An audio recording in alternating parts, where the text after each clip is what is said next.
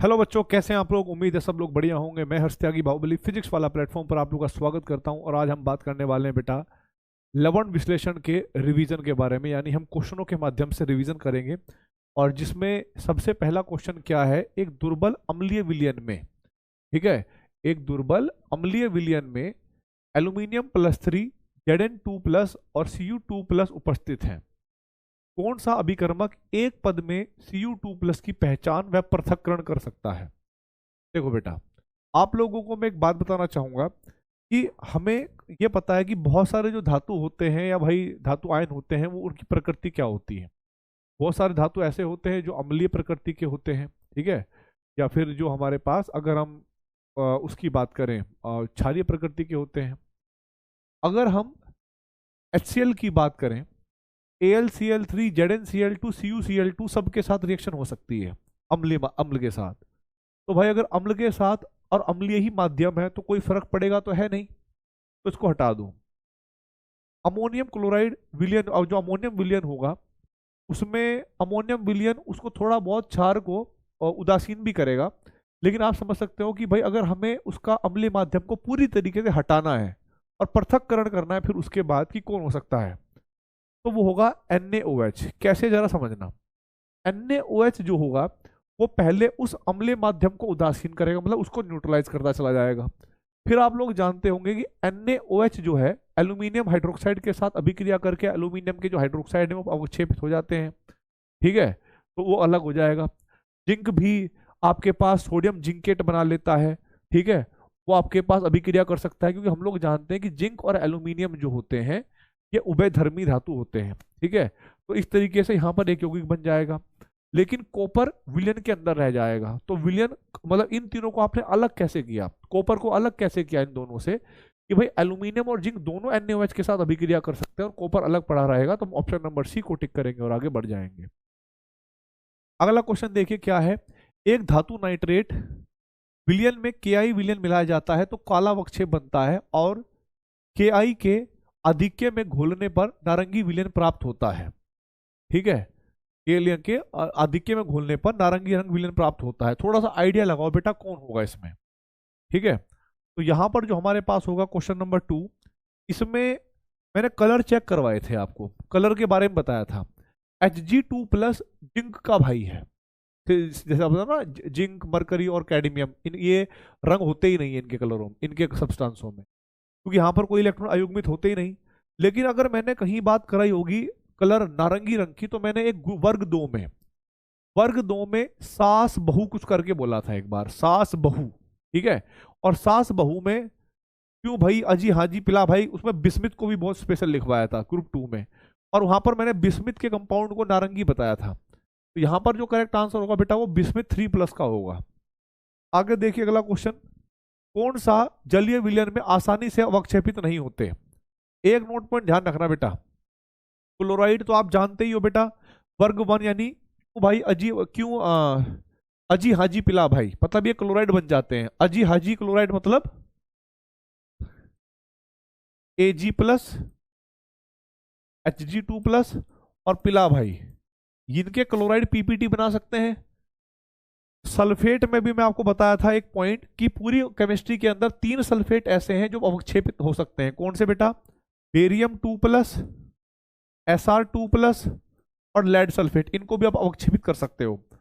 Nitrate के अंदर भी मैंने आपको बताया था, कार्बोनेट के अंदर बताया था बजाज का स्कूटर Ba2+ का मतलब होता है Ca2+ और भाई Sr2+, ठीक है, ये भी अवक्षेपित हो सकते हैं।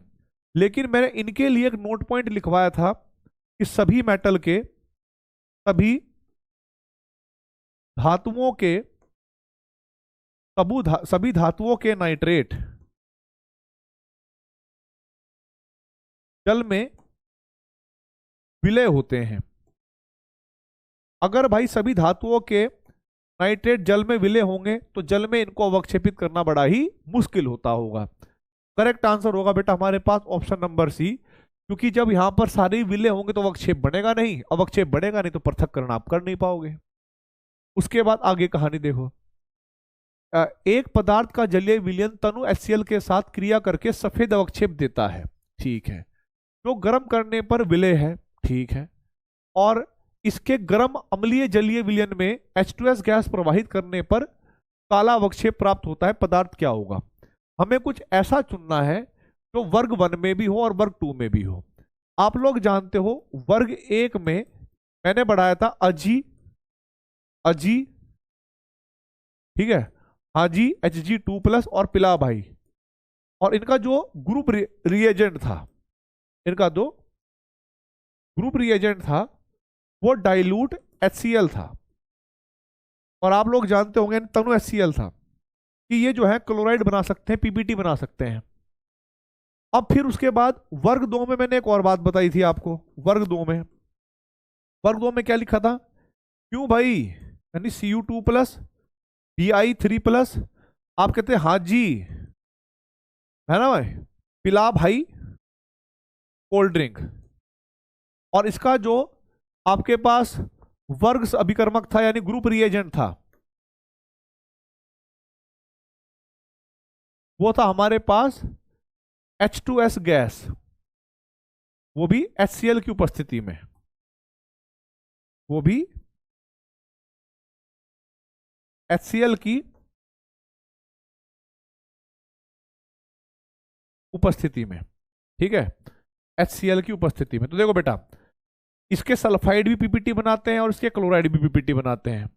और आपको याद होगा इसको दोनों वर्गों में इसलिए रखा होता है कि गर्म करने पर ये घुल जाता है, लेकिन वैसे आयोडा क्लोराइड इसके पीपीटी होते हैं और सल्फाइड तो उसके होते ही होते हैं। तो भाई दोनों में जो कॉमन है वो है Pb2+ के लवण, तो आप इसको टिक कर दोगे और आगे बढ़ जाओगे।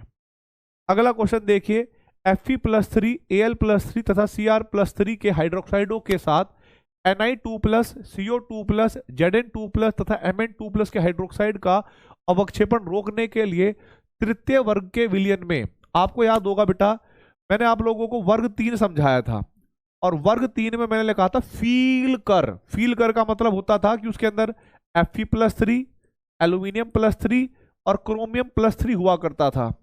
और जो आपके पास वर्ग अभिकर्मक था, ठीक है, ग्रुप रिएजेंट था, वो क्या हुआ करता था बेटा?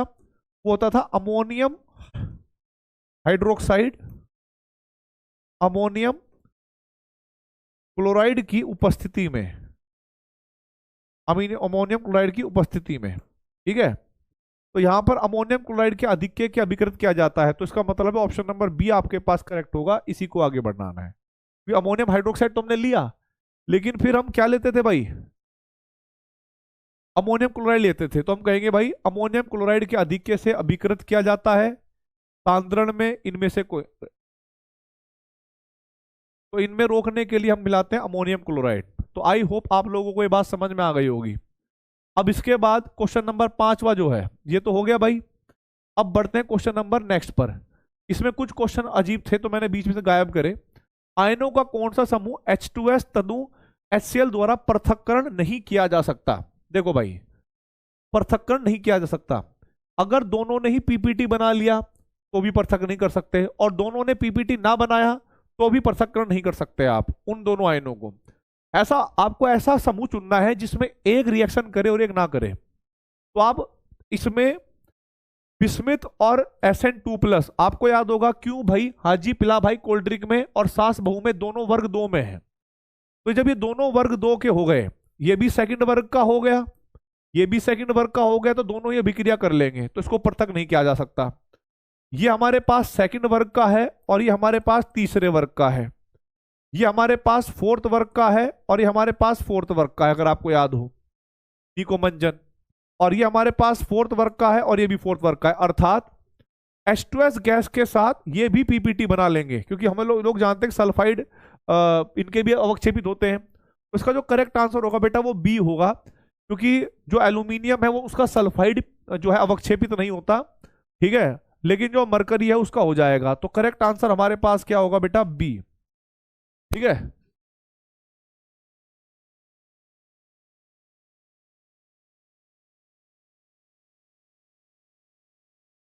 चलिए, अच्छा, पृथक्करण नहीं किया जा सकता ये दिया हुआ है। ओहो सॉरी बेटा, हमने बोला पृथक किया जाता है, मैं उल्टा बोल दिया, बेटा, आई एम वेरी सॉरी।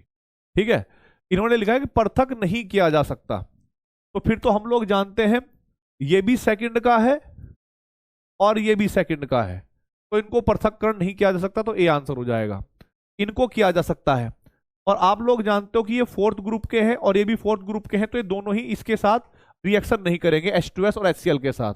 हालांकि इनका सल्फाइड पीपीटी बनाता है, पर यहां पर HCl के जगह पर हम अमोनियम हाइड्रोक्साइड लेते हैं, तो इसीलिए यहां पर क्वेश्चन था पृथक नहीं किया जा सकता, तो मतलब जहां पर दोनों ही अवक्षेप बनाए और वो भी दोनों के दोनों सेकंड वर्ग के हैं, तो इसीलिए हमारे पास ऑप्शन नंबर ए को टिक कर देंगे और आगे बढ़ जाएंगे। अगला क्वेश्चन देखिए, तृतीय वर्ग Fe+3 एल्यूमिनियम+3 तथा Cr+3 के हाइड्रोक्साइडों के साथ Ni2+, CO2+, Zn2+ तथा Mn2+ का अवक्षेप रोकने के लिए आवश्यक कदम है। इसमें हम क्या करते हैं भाई, अमोनियम हाइड्रोक्साइड के साथ साथ अमोनियम क्लोराइड भी मिलाया करते हैं। शायद ये क्वेश्चन एक बार पहले भी आ गया है, तो करेक्ट आंसर होगा अमोनियम क्लोराइड के अधिक्य के साथ क्रिया कराना। यहां पर क्वेश्चन कहा गया है, एक जल में विलयन रंगहीन ठोस X गर्म करने पर YZ की सममोलर मात्राएं देता है। Y जो है HCl के साथ तथा Z अमोनिया के साथ गाढ़ा सफेद धुआं देता है, और Y जो है नेशनल अभिकर्मक के साथ भूरा अवक्षेप देता है। यानी Y ऐसा यौगिक है जिसके अंदर अमोनियम आयन है, ठीक है। और इसने ये भी कहा है कि जबकि Z जो भी होगा वो Ag2b तथा Hg के साथ सफेद अवक्षेप देता है। अब देखो भाई क्या आंसर हो सकता है। आप अगर देखो कि हमें बताना है कि भाई X क्या होगा, जो भी यौगिक होगा। अब ये बात तो क्लियर है कि X से ही क्या हुआ बेटा, X से ही Y प्राप्त हुआ और X से ही Z प्राप्त हुआ, दोनों आयन इसी से निकले। और इन्होंने कहा कि Z इनके साथ अभिक्रिया करके सफेद अवक्षेप देता है, ठीक है। X से क्या निकले बेटा, X से दो आयन निकले Y और Z। अब मुझे नहीं पता कि वो कौन से हो सकते हैं, यहां पर अलग अलग आयन दे रखे हैं। अब जो Z स्पीसीज होगा उसके अंदर ऐसा आयन होना चाहिए जो अजी हाजी पिला भाई के साथ कोल्ड वो बना सके, क्या बोल सकते हैं, पीपीटी बना सकते हैं। अब आपको पता है कि अजी हाजी पिला भाई का जो ग्रुप रिएजेंट होता है वो होता है HCl, और HCl में भी क्लोराइड उसके साथ पीपीटी बनाता है। तो समझना बेटा जी कि उसके अंदर, इस X के अंदर क्लोराइड आयन होना चाहिए। फिर उसके बाद उसी का जो दूसरा हिस्सा है Y, वो नेशनल अभिकर्मक के लिए मैंने अलग से पढ़ाया था, याद होगा आपको, है ना। वो किसका टेस्ट होता था, वर्ग 0 में अमोनियम आयन का टेस्ट हुआ करता था वो। यानी इस कंपाउंड के अंदर अमोनियम आयन भी होगा और ये अमोनियम आयन भी यहां से आया होगा, तो एक तरीके से वो जो कंपाउंड होगा वो अमोनियम क्लोराइड होगा बेटा। तो आप इसको टिक करोगे और आगे बढ़ जाओगे, ठीक है। अब देखो नेक्स्ट क्वेश्चन क्या है। एक लवण के विलयन में 3 अलग अलग नमूने एक परीक्षण देते हैं, यह परीक्षण देते हैं। एक अमोनियम विलयन के अधिक्य के सफेद अवक्षेप, दूसरा तनु NaCl विलयन के साथ सफेद अवक्षेप तथा तीसरा H2S के साथ काला अवक्षेप देता है। मतलब यह है कि वो उसका क्लोराइड, अगर मान लो आपको उसका अमोनियम कंपाउंड समझ नहीं आया, उसका क्लोराइड, ठीक है, उसका सल्फाइड, ठीक है, उसका क्लोराइड, उसका सल्फाइड पीपीटी बनाते हैं। याद करो बेटा, वर्ग 1 और वर्ग 2 को थोड़ा रिलेट करने की कोशिश करो, ठीक है। वर्ग 1 और वर्ग 2 को थोड़ा रिलेट करने की कोशिश करो कि ऐसा वो कौन सा आयन था जो जिसका क्लोराइड भी पीपीटी बना सकता है, जिसका सल्फाइड भी पीपीटी बना सकता है। सिल्वर वर्ग 1 में रखा हुआ है, मरकरी, और यहां पर Hg+2 है ना कि +1, तो +1 वाला रखा होता है कहां पर, वर्ग 1 में, +2 वाला होता है सेकंड में। Mn तो वर्ग 14 में है, तो वो सिर्फ हमारे पास लेड ही होगा जो क्लोराइड के साथ भी अवक्षेप बनाएगा, सल्फाइड के साथ भी अवक्षेप बनाएगा और अमोनियम के साथ भी रिएक्शन करेगा तो सफेद अवक्षेप उसके साथ भी बना लेगा। क्षारीय माध्यम में सोडियम नाइट्रोप्रोसाइड किसके साथ बैंगनी रंग देता है, तो ये बेटा टेस्ट होता है सल्फाइड आयनों का, ठीक है, आप इसको टिक कर लेना। नेक्स्ट होगा हमारे पास एक अकार्बनिक लवण जो तेज गर्म किया जाता है, गर्म अवक्षेप पीला, ठंडा सफेद। आपको याद होगा मैंने हीटिंग इफेक्ट पढ़ाया था एक जगह पर, गर्म करने पर अलग अलग रंग होता है, और आपको याद होगा ये हमारे पास जिंक होता था जो ठंडा करने पर सफेद होता था और गर्म करने पर पीला। और इसका कारण होता है एफ केंद्रक। आपने सॉलिड स्टेट में पढ़ा होगा एफ केंद्रक। ठीक है, नेक्स्ट क्वेश्चन देखिए, निम्नलिखित में से कौन सा सल्फाइड सफेद है? कैसे बताया जाए आपको? आपको याद होगा जिंक के जितने यौगिक होते हैं वो सफेद होते हैं, ठीक है, क्योंकि इसके अंदर अयुग्मित इलेक्ट्रॉन नहीं होते। तो यहां पर हम जिंक सल्फाइड को ही टिक करेंगे, क्योंकि जिंक में जो इलेक्ट्रॉनिक विन्यास होता है वो होता है D10, और D10 में जब अयुग्मित इलेक्ट्रॉन नहीं तो वो सूर्य के प्रकाश को अवशोषित करेगा नहीं।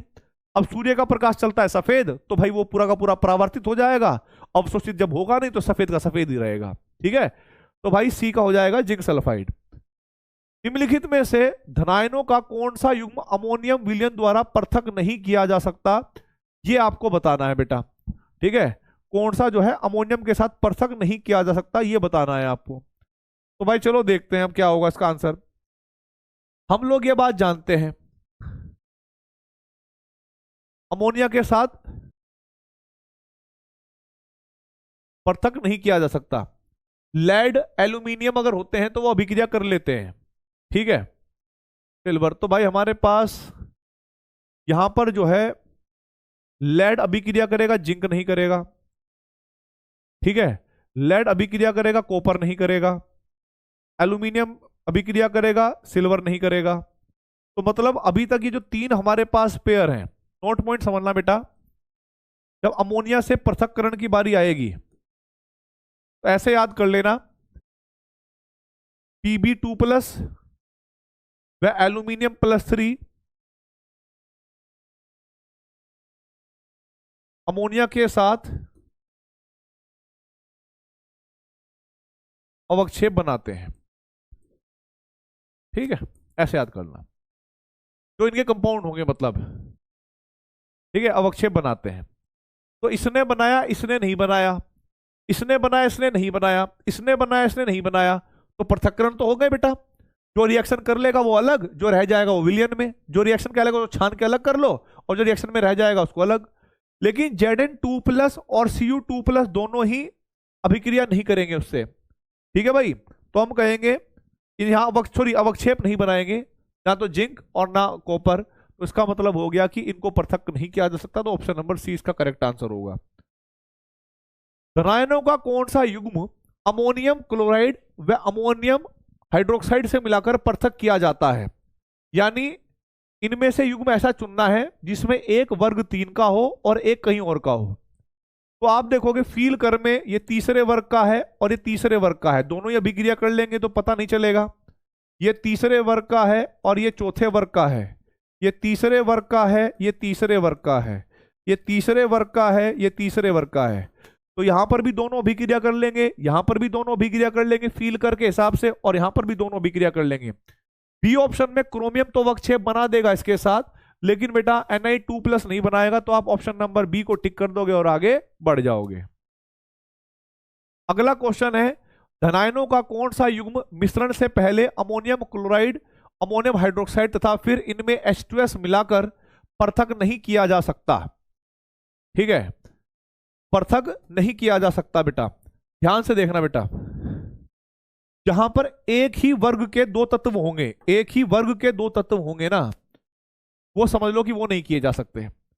आप देखो कोबाल्ट जो है वो 4th का है और ये 5th का है। कैल्शियम ये कहां का है बेटा? ये हमारे पास निकोमंजन 4th का है और ये 5th का है। पृथक किए जा सकते हैं। यहां पर दोनों के दोनों आयन 4th के हैं, पृथक नहीं किया जा सकते। यहां पर 4th का है और ये 5th का है। आपको याद होगा पृथक तब होता है जब एक आयन अलग का हो और दूसरा आयन अलग का हो। लेकिन अगर दोनों ही आयन एक ही वर्ग के हुए तो दोनों के दोनों अभिक्रिया करेंगे एक जैसी, तो उनको अलग नहीं कर सकते हम। तो ऑप्शन नंबर इसका कौन सा करेक्ट हो जाएगा बेटा? ऑप्शन नंबर हो जाएगा, तो यहां पर दोनों सेम हो, सी कोबाल्ट और निकल। इसको आप टिक करोगे और आगे बढ़ जाओगे। अगला क्वेश्चन देखिए बेटा क्या है। वर्ग 3 में अभिकर्मक मिलाने से पहले विलयन को कुछ बूंद सांद्र HNO3 के साथ गर्म किया जाता है। तो HNO3 क्या होता है बेटा? ऑक्सीकारक होता है। और ऑक्सीकारक क्या करता है? ऑक्सीकरण करता है। क्या होता है कि बहुत सारे टेस्टों से गुजरते हुए कई बार क्या होता है कि जो थर्ड वर्ग होता है ना Fe+3, वो Fe+2 में कन्वर्ट हो जाता है टेस्ट होते हुए। तो हम चाहते हैं कि भाई जब हम वर्ग 3 का टेस्ट करें तो हमारे पास विलयन में Fe+3 ही हो। तो इसी वजह से जो कुछ Fe+2 होते हैं उनमें से वो हम चाहते हैं कि ज्यादा से ज्यादा टेस्ट तब आएगा जब Fe+2 को Fe+3 में कन्वर्ट कर दिया जाएगा, क्योंकि वर्ग 3 का मतलब है फील कर, तो हमें Fe+3 की सांद्रता अच्छी रखनी होती है। तो इसीलिए Fe+2 को Fe+3 में ऑक्सीजन कराने के लिए ही हम क्या करते हैं, HNO3 को डालते हैं। क्वेश्चन नंबर 21 कहता है एक पदार्थ के जलीय विलयन में तनु HCl मिलाने पर सफेद अवक्षेप मिलता है, यानी उसका क्लोराइड PPT बनाता है जो गर्म करने पर घुल जाता है। ठीक है, हो सकता है कि वो लेड हो। जब गर्म अम्लीय विलयन में H2S मतलब उसका सल्फाइड भी PPT बनाता है, तो अब वो पक्का है कि वो लेड ही है। तो हमारे पास होंगे बेटा Pb2+ के लवण, तो आप इसको टिक करोगे और आगे बढ़ जाओगे। अगला क्वेश्चन देखिएगा भाई, यहां पर दिया गया है धनायनों के लिए सही वर्ग अभिकर्मक। ये हमारे पास निकोमंजन है, वर्ग 14 वर्ग चौथा हो गया ये। ठीक है, और इसके लिए ग्रुप रिएजेंट होता था HCl H2S। ये तो करेक्ट है भाई, ये तो सत्य है। निकोमंजन डाइल्यूट HCl, ये गलत हो जाएगा। निकोमंजन ये तो ग्रुप 3 के लिए होता था, तो ये भी गलत हो गया बेटा। और अमोनियम हाइड्रोक्साइड, अमोनियम क्लोराइड और H2S गैस, ये भी नहीं होगा। तो करेक्ट आंसर होगा बेटा इसका ऑप्शन नंबर ए। आप इसको टिक करोगे और आगे बढ़ जाओगे। नेक्स्ट क्वेश्चन दिया गया है, जब एक काला धातु सल्फाइड तनु के साथ, ये बेटा तनु अम्ल होगा है ना, तनु अम्ल के साथ क्रिया करता है तो एक गैस मुक्त करता है। इस गैस को द्वारा निम्नलिखित में से धनायनों का कौन सा युग्म पृथक किया जा सकता है। तो काला धातु सल्फाइड तनु अम्ल के साथ अभिक्रिया करेगा तो अम्ल क्या करेगा, H+ देगा, तो वो गैस होगी H2S, वो गैस होगी H2S। तो हमें पता है क्या चुनना है, हमें ऐसा चुनना है जिसका एक सल्फाइड बनाए और दूसरा सल्फाइड ना बनाए। ठीक है, जिंक और कैडमियम दोनों के सल्फाइड बन सकते हैं, तो पृथक नहीं किया जा सकता, चाहे वो भले ही आपके पास निकोमंजन कह लो या सेकंड हो लो बेटा। Hg में इसका सल्फाइड बनता है, इसका सल्फाइड नहीं बनता। सल्फाइड ये भी बनाता है, सल्फाइड ये भी बनाता है, सल्फाइड ये भी बनाता है, सल्फाइड ये भी बनाता है। तो अर्थात आप यहां पर पृथक्करण कर सकते हो बी में कि सिल्वर सल्फाइड बन सकता है और Ag का सल्फाइड नहीं बनेगा। अगला क्वेश्चन देखिए, निम्नलिखित में से कौन सा लवण सांद्र H2SO4 के साथ रंगीन वाष्प नहीं देता है। ठीक है, रंगीन वाष्प नहीं देता है। मान लो अभिक्रिया करने पर अगर यहां से ब्रोमीन गैस बाहर निकलती है Br2, समझ जाना कि Br2 भूरे रंग की होती है, NO2 भूरे रंग की होती है, आयोडीन हल्के से क्रिस्टल लाल बैंगनी कह लो है ना, वैसे रंग की होती है, वो होगा हमारे पास CaF2। फ्लोरीन, ठीक है, ये हो जाएगा भाई हमारे पास। तो करेक्ट आंसर होगा हमारे पास CaF2। इसको आप टिक करोगे आगे बढ़ जाओगे, क्योंकि अभिक्रिया करने पर यहां पर क्या बनेगा। तो देखो गैस की भी खास बात ये बताता हूं, अगर आप एक तरीके से ये चलो ये देख लो, इसकी रिएक्शन करके देखो H2SO4 के साथ, तो यहां पर Na2SO4 ये बनेगा और HBr गैस बनी, गैस होती है HBr। आप इसकी रिएक्शन करोगे H2SO4 के साथ, तो यहां पर बनेगा हमारे पास Na2SO4 प्लस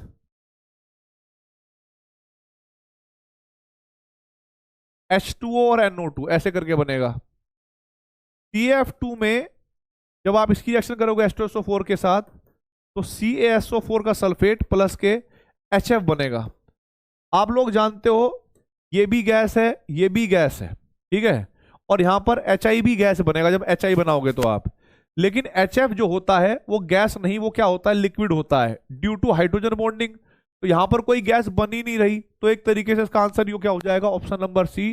तो भाई इस तरीके से आज के लेक्चर में हम लोग इतना ही रखेंगे। आई होप आप लोगों को ये बात समझ में आ गई होगी। All the very best. जय हिंद, जय भारत, वंदे मातरम।